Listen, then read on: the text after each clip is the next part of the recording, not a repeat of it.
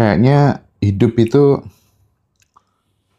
kayak kita itu sedang berlomba gitu, Pak Wayan, Ya, dan selalu ingin jadi yang terbaik, kemudian, apa ya, terlihat peduli, terlihat kuat, terus kemudian, ingin dibanggakan, gitu kan, ingin dipuji. ya.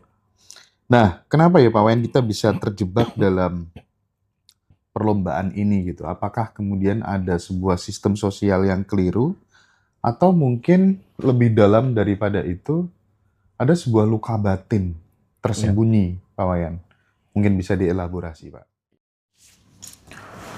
Ya, kita balik lagi, jumpa lagi, belajar lagi bersama Bapak Iwayan Mustika, Ya. sahabat semua dimanapun berada. Terima kasih pada Faras, sentuhan cinta yang menyembuhkan yang selalu membersamai Ngaji Roso. Hari ini Pak Wayan Ya. berangkat dari sebuah pengalaman persahabatan begitu. Ya. Saya ketemu seseorang yang sangat baik, secara finansial udah selesai lah ya. Ya. Tetapi beliau sama sekali tidak ingin dan tidak pernah membuktikan dirinya bahwa dirinya bisa. Tidak pernah pamer punya ini, punya itu. Saya anggap beliau udah selesai mungkin dengan dirinya sendiri gitu. Artinya udah nggak butuh validasi, nggak ingin diakui gitu. Dan itu terkadang menampar kesadaran gitu Pak Wayan, hal-hal kayak gitu. Karena normal banyak sekali saya melihat teman-teman masih butuh banget untuk diakui, divalidasi gitu ya. Kayaknya hidup itu kayak kita itu sedang berlomba gitu Pak Wayan. Ya. Dan selalu ingin jadi yang terbaik, kemudian apa ya, terlihat peduli, terlihat kuat, terus kemudian ingin dibanggakan gitu kan, ingin dipuji. Ya. Nah, kenapa ya Pak Wayan kita bisa terjebak dalam perlombaan ini gitu? Apakah kemudian ada sebuah sistem sosial yang keliru, atau mungkin lebih dalam daripada itu, ada sebuah luka batin Ya. tersembunyi, Pak Wayan? Mungkin bisa dielaborasi, Pak. Ya. Mohon maaf Mas Hendra, saya harus mulai dari sesuatu yang saya lihat. Oke. Tadi saya lihat Mas Hendra makan, tapi nggak sampai habis. Oke. Kemarin juga. Kalau saya akan makan sampai habis, kapasitas lambung saya berbeda dengan kapasitas lambungnya Mas Hendra. Itu yang pertama. Kita tahu dalam hukum Maslow, itu ada 5. Maslow ya? Maslow. Iya. Yang pertama kebutuhan fisiologis, makan, minum, istirahat. Nah, masing-masing orang kapasitas makan, minum, istirahatnya beda-beda. Maka ada orang makan seperti Mas Hendra sudah cukup kenyang segitu. Ada orang bisa 2 bungkus baru kenyang. Minum juga ada orang sedikit minum udah cukup. Sebagian udah sekian liter baru cukup. Istirahat juga ada yang istirahat sejenak udah cukup, sisanya harus sekian jam baru dapat nyenyak. Nah, masuk ke kebutuhan berikutnya, kebutuhan akan rasa aman, keuangan. Ada orang punya tabungan 10 juta udah merasa cukup. Yang lainnya kalau belum sampai di situ nggak dapat, nggak puas-puas. Ada juga. Kapasitas beda-beda. Ada orang di prinsip kebutuhan akan cinta, cukup mendapatkan satu pasangan sudah selesai dengan dirinya sendiri. Tapi ada orang yang kalau bukan sampai punya istri sekian, ada yang begitu Mas Hendra. Iya, betul. Nah, jadi ada orang punya teman satu yang penting akrab udah cukup. Ada orang butuh banyak orang untuk membuat dia merasa nyaman dalam hubungan kekerabatan, persahabatan. Kemudian ada juga di level esteem need, penghargaan. Esteem need. Ada orang yang penting aku sudah menghargai diriku. Tidak penting apa yang orang lain hargai pada diriku, tidak penting. Tapi ada orang yang baru bisa menghargai dirinya ketika dia mendapatkan validasi penghargaan dari banyak orang. Nah, kemudian ada orang ingin mengaktualisasikan diri, aku sebagai ayah aja udah cukup. Tapi yang lain, aku harus bisa sebagai ayah, sebagai pemimpin bangsa, pemimpin dunia. Ada orang begitu Mas Hendra. Nah, jadi tidak ada yang aneh sih sebenarnya, dalam arti semua berkenaan dengan kapasitas-kapasitas masing-masing orang. Itu yang normal. Selain itu tentu seperti yang Mas Hendra bilang, ada luka-luka masa kecil. Oke. Luka masa kecil itu mungkin luka itu bisa membuat orang tambah kuat, bisa membuat orang menjadi trauma. Ya, kalau orang memang latihan silat, Mas Hendra, dia sengaja melukai tangannya, sering mukul-mukul sehingga tambah kuat. Tapi ada orang latihan sedikit luka langsung nggak berani, jadi sangat sensitif, ada juga yang demikian.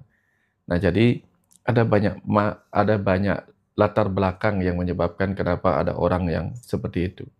Bahkan ada orang yang saking mungkin terlukanya di masa kecil, sangat butuh penghargaan, sangat butuh menghargai dirinya. Sampai muncul NPD misalnya, itu ada Mas Hendra. Jadi NPD disebabkan karena Bisa jadi di masa lalu ada luka-luka yang membuat dia sangat-sangat butuh validasi dan butuh kenyamanan untuk menghargai dirinya. Nah, jadi kita nggak usah menjudge seseorang ini begini begitu. Kalau itu membuat dia nyaman, ya sudahlah. Oke. Kadang kan kita membuat diri kita tidak nyaman oleh kenyamanan orang lain. Contoh nih,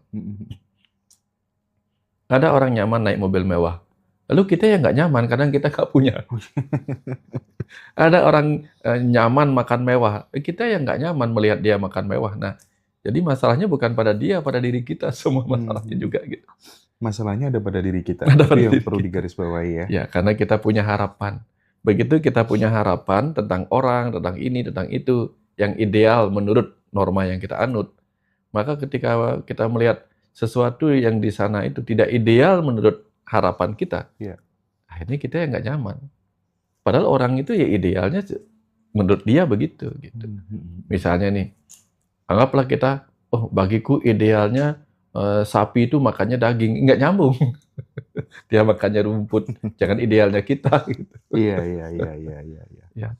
Nah, sekarang kalau kemudian kita perdalam gitu Pak Wayan, ketika kita menyaksikan banyak sekali orang-orang yang sukses, tapi mereka benar-benar kayak sedang berusaha membuktikan sesuatu gitu kepada pasangannya, kepada orang tuanya, kepada orang-orang yang dulu pernah menyakiti hatinya gitu Pak Wayan, kepada masa lalu, kepada dunia lah ya. Nah, menurut panjenengan Pak, kira-kira akar dari dorongan ingin membuktikan diri itu kira-kira apa dan bagaimana kita bisa menyadari bahwa kita itu sedang hidup dari luka, bukan dari kesadaran seperti yang tadi diungkapkan. Ini kayaknya ada efek dari luka di masa lalu. Cara menyadarinya itu tuh gimana?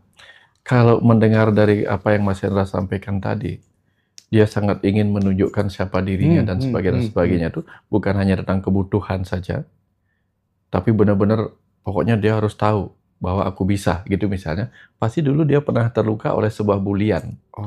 Dibully karena kamu nggak mungkin bisa. Maka dia ingin membuktikan dirinya tidak seperti yang disampaikan orang lain. Berarti dia terluka oleh hal itu. Ya, ini juga salah satu, kan selalu ada dua sisi paradoksnya. Ada orang memang butuh aktualisasi diri karena apa? Masa aku hidup nggak ada gunanya, maka dia ingin aku jadi sesuatu dong. Itu normal-normal aja. Tapi ada juga orang yang ingin membuktikan bukan kepada dirinya, tapi kepada orang lain. Orang yang ada dalam kesadaran, Mas Hendra, dia tidak membuktikan pada orang lain, tapi dia membuktikan pada dirinya sendiri. Aku hidup, maka aku ingin buktikan bahwa hidupku berarti bagi diriku, bagi Tuhan yang memberi aku hidup. Setidaknya begitulah. Tapi bagi orang yang ingin membuktikan sesuatu kepada orang lain, lebih sering ada kaitan luka dengan orang itu. Atau luka dengan keluarga di masa kecilnya.